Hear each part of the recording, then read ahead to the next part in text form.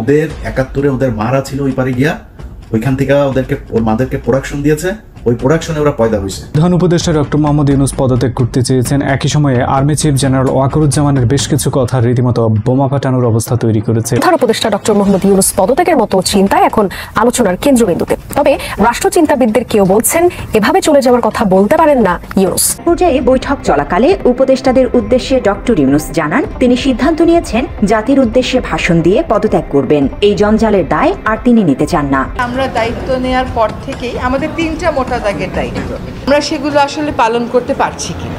Doctor ইউনূসকে সেনাবাহিনী 5টি ultimatum দিয়েছে। এখন ডক্টর ইউনূসের আর সময় নেই। ডক্টর ইউনূসকে পদত্যাগ করে চলে যেতে হবে। আপনি নোবেল বিজয়ী, আপনি ব্যক্তিগত ইউনূস নয়, বাংলাদেশের 18 কোটি মানুষের ডক্টর মোহাম্মদ ইউনূস। আপনাকে নেতা ইমাম বানিয়ে আমরা আমাদের গন্তব্যে পৌঁছতে চাই। আল্লাহর রাস্তে এই সমস্ত নাবালক পোলাপানের পাল্লায় পড়া আপনি জনগণ এবং রাজনৈতিক দল থেকে দূরে সরে যাবেন না। আসসালামু আলাইকুম দর্শক, আরো একটি নিউজ ভিডিওতে আপনাদের সবাইকে স্বাগতম। দর্শক, আজকের ভিডিওটা কিন্তু অনেক বেশি গুরুত্বপূর্ণ একটা ভিডিও। অনেকগুলো ইম্পর্টেন্ট ভিডিওর শিরোনাম কিন্তু আপনাদেরকে ভিডিও শুরুতেই দেখানো হয়েছে। হ্যাঁ দর্শক, এই যে শিরোনামগুলো আপনাদেরকে প্রথমে দেখানো হয়েছে, এই সম্পূর্ণ ভিডিওগুলো কিন্তু এখন আপনারা বিস্তারিত জানতে পারবেন, বুঝতে পারবেন বর্তমান বাংলাদেশের পরিস্থিতি কি এবং বাংলাদেশের অন্তর্বর্তীকালীন সরকারের প্রধান উপদেষ্টা ডক্টর ইউনূসকে নিয়ে যে সমস্ত কথাবার্তা হচ্ছে, সেনাপ্রধানকে নিয়ে যে সমস্ত কথাবার্তা হচ্ছে এবং রাজনৈতিক দলের নেতারা আসলে কি চাচ্ছে, এই সব কিছু নিয়ে কিন্তু খুব এক্সক্লুসিভ একটা ভিডিও আজকের এই ভিডিওটি। আমি আপনাদেরকে রিকোয়েস্ট করব ভিডিওটি না টেনে সম্পূর্ণ দেখার চেষ্টা করবেন, তাহলে বুঝতে পারবেন এবং বর্তমান বাংলাদেশের পরিস্থিতি নিয়ে কিন্তু একটা ধারণা পাবেন। আর ভিডিওটি শুরু করার আগে ছোট্ট করে একটা রিকোয়েস্ট থাকবে, আপনি যদি প্রথমবারের মতো আমাদের এই ছোট্ট চ্যানেলটিতে এসে থাকেন তাহলে অবশ্যই চ্যানেলটিকে সাবস্ক্রাইব করে রাখবেন, পাশে আসা বেল আইকনটি অন করে রাখবেন। সো দর্শক, আর সময় নষ্ট না করে চলেন সবগুলো ভিডিওর প্রতিবেদন দেখে নিই। আজকের ভিডিওটাতে কিঞ্চিত আওয়ামী লীগকে বাম্বু দেওয়া হবে। অনেকদিন আওয়ামী লীগকে কিছু বলা হয় না, আগে খুব বলতাম, আগে ইচ্ছা মতো আসলে বাস দিতাম। ইদানিং বলি না, কারণ এখন আমরা রাষ্ট্র মেরামতের কাজে আছি, আমাদের লোকজন দেশ চালায়। আওয়ামী লীগ এখন ওরা এতিম, এই পৃথিবীর মধ্যে সবচাইতে মানে ওই যে রিফিউজি বলে না, সবচেয়ে নিম্ন কোয়ালিটির রিফিউজি হলো এরা। এদের এখন যায় ফেন্সি ডিল, বাংলা টাংলা এগুলি খাওয়ার টাকাও ওইখানে যায় অনেকের নাই, অনেকে খুব ভালো আছে, অনেকের নাই আর কি, খুব কষ্টে আছে, উন্নত কোনো দেশেও যাইতে পারে না, সুযোগ পায় না, বর্ডার পার হয়ে টপকায় যে কটা পারছে ওইখানে। সে ছোটবেলা থেকে শুনে আসছি যে এদের বাপদাদার বাড়ি নাকি ওইটা। এখন সেটা প্রমাণ পাইলাম, ওদের ৭১-এ ওদের মারা ছিল ওই পারে গিয়া, ওইখান থেকে ওর মাদেরকে প্রোডাকশন দিয়েছে, ওই প্রোডাকশনে ওরা পয়দা হয়েছে। ওই পয়দা হওয়ার কারণে ওদের এখনো ওই পারের ওই যে টান, রক্তের যে টান, ওই টান থেকে ওরা বের হইতে পারেনি। আমরা কিছু বলে আমাদের বলে পাকিস্তান, এবার আমরা তো পাকিস্তানি, আমার তো বাপ দাদা সব পাকিস্তানি, তোর বাপও পাকিস্তানি, তোর বাপ সবার শেষে বাংলাদেশে পশ্চিম পাকিস্তানের পাসপোর্ট হোল্ডার তোর বাপ। কেন তো মানে আমরা দ্বিজাতি তত্ত্বের ভিত্তিতে আমরা তো পাকিস্তান জাতি হয়েই তো আমরা হয়েছে, কিন্তু আমরা পাকিস্তান যাই নাই জীবনে কোনোদিন।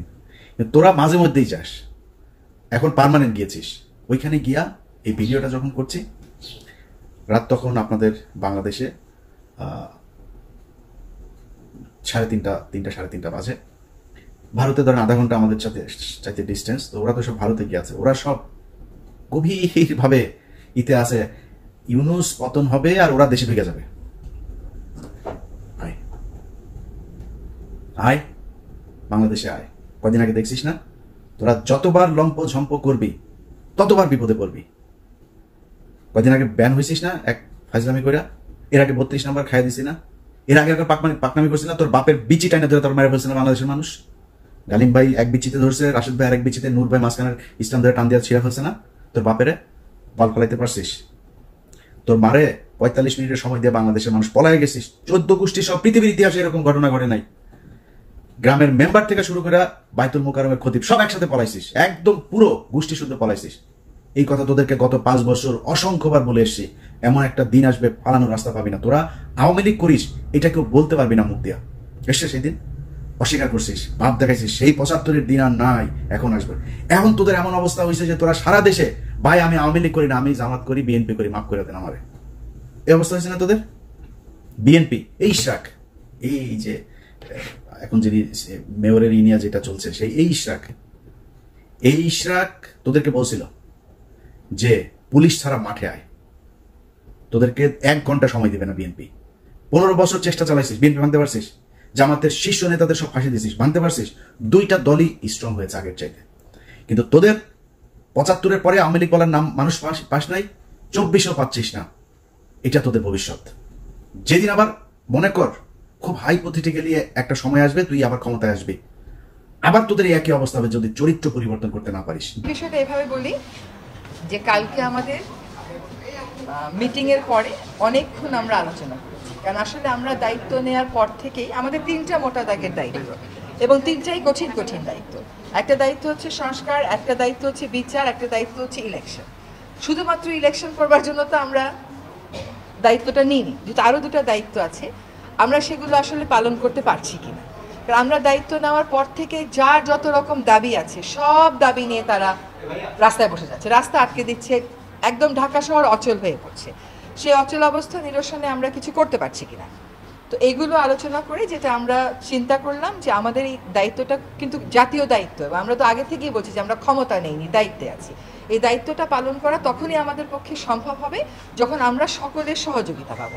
প্রত্যাশার বিষয়টা এক, আর দায়িত্বটা আসলে পালন করতে পারার বিষয়টা এক। প্রত্যাশা অনেকই থাকতে পারে, কিন্তু আমার তো একটা এনাবলিং এনভায়রনমেন্ট থাকতে হবে এই প্রত্যাশাটা পূরণ করার জন্য। তো আমরা চিন্তা করেছি যে আসলে আমরা পারছি কিনা।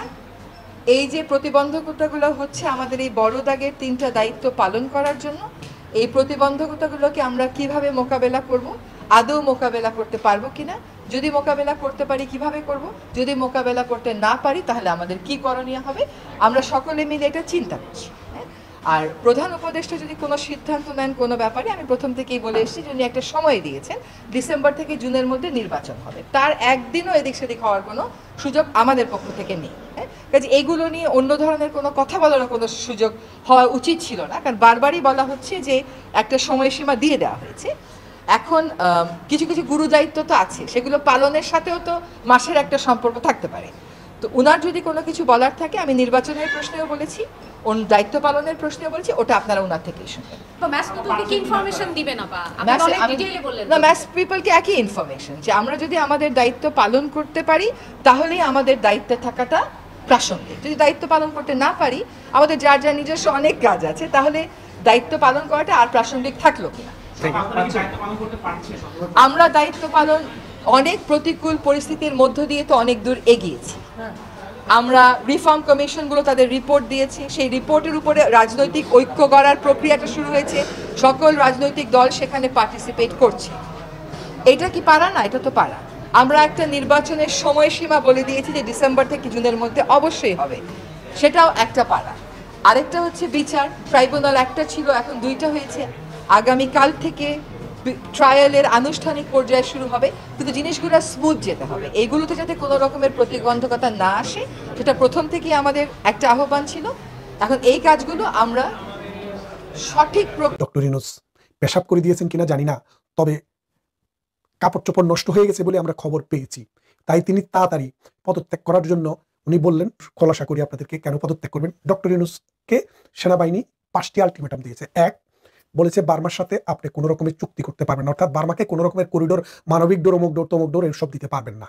1, যদি দিতে হয় প্রথমে সমস্ত রোহিঙ্গাকে বার্মাতে পাঠান। 2, যদি দিতে হয় এটি একটি নির্বাচিত সরকার দিবে, আপনি নয়, আপনাকে বাংলাদেশের মানুষ সেই ম্যান্ডেট দেয়নি। তারপর বললেন কি, চট্টগ্রাম বন্দর এটি কোনো ইমার্জেন্সি কোনো ইস্যু নয়, বাংলাদেশে একটি নির্বাচিত সরকার আসবে, সেই নির্বাচিত সরকার করবে, আপনি সেটি করবেন না। 3 নম্বরে বললেন যে আপনার এই লাঠিয়াল বাহিনী যে মবক্রেসি করতেছে, যেখানে সেখানে মানুষকে ধরে চাঁদা উত্তোলন করে মানুষকে ছেড়ে দিচ্ছে অথবা মানুষকে পুলিশের হাতে দিচ্ছে, এটা বন্ধ করতে হবে, কারণ আপনি এটা করছেন। 3 নম্বরে বলছেন যে আওয়ামী লীগকে যে আপনি ব্যান করেছেন, আমরা মানুষকে কথা দিয়েছিলাম ফ্রি, ফেয়ার এবং ইনক্লুসিভ নির্বাচন হবে, তাহলে আওয়ামী লীগ না থাকলে বাংলাদেশে কোনো নির্বাচনে ইনক্লুসিভ হবে না, সুতরাং আওয়ামী লীগের উপর থেকে ব্যান তুলে দেন। 5 নম্বরে ওনাকে বললেন যে আপনাকে আমরা যখন প্রথম ক্ষমতায় আসেন তখন আমি জাতির উদ্দেশ্যে ভাষণ দিয়ে বলেছিলাম বাংলাদেশে আমরা 18 মাসের জন্য এই তত্ত্বাবধায়ক সরকারকে সহযোগিতা করব। 18 মাসের ভিতরে এই তত্ত্বাবধায়ক বা অন্তর্বর্তীকালীন সরকার একটি ফ্রি, ফেয়ার এবং ইনক্লুসিভ নির্বাচন করে ক্ষমতা হস্তান্তর করবেন জনগণের নির্বাচিত প্রতিনিধির কাছে, এবং এরপর সেনাবাহিনী ব্যারাকে ফিরে যাবে। কিন্তু ডক্টর ইউনূস সেই 18 মাসের তোয়াক্কা না করে বলছে 2টা প্যাকেজ দেয় বাংলাদেশের কাছে বিক্রি, আর কি ওই প্যাকেজ হলিডে বিক্রি করে না ওইরকম আর কি, যে বলে যে ছোট প্যাকেজ চাইলে ডিসেম্বর আর বড় প্যাকেজ চাইলে জুন। অথচ দেখেন কোনো প্যাকেজের কাজে এখনো কিছুই হয় নাই। এখন ডক্টর ইউনূসের আর সময় নেই, ডক্টর ইউনূসের হাতে অপশন 2টি, হয় নির্বাচনের ঘোষণা দিবেন আওয়ামী লীগের যে নিষিদ্ধ সেটা উইথড্র করবেন এবং নির্বাচনের পথে এটা ডিসেম্বরের মধ্যে নির্বাচন করবেন। আর তা না হলে ডক্টর ইউনূসকে পদত্যাগ করে চলে যেতে হবে এবং সেখানে একটি তত্ত্বাবধায়ক সরকার আসবে। ওই তত্ত্বাবধায়ক সরকার 3 মাসের মধ্যে 3 মাস সময়ের মধ্যে একটি নির্বাচন করবে। আপনি নোবেল বিজয়ী, আপনি ব্যক্তিগত ইউনূস নয়, বাংলাদেশের 18 কোটি মানুষের ডক্টর মোহাম্মদ ইউনূস। কিন্তু গতকাল আমি বিস্মিত হয়েছি, আপনি নাকি আমি পত্রিকায় দেখেছি, কতটুকু সত্য আমি জানি না, আপনার এনসিসি নেতাকে বলেছেন আমার পদত্যাগ করা ছাড়া কোনো উপায় নাই। কতটুকু সত্য আমি জানি না।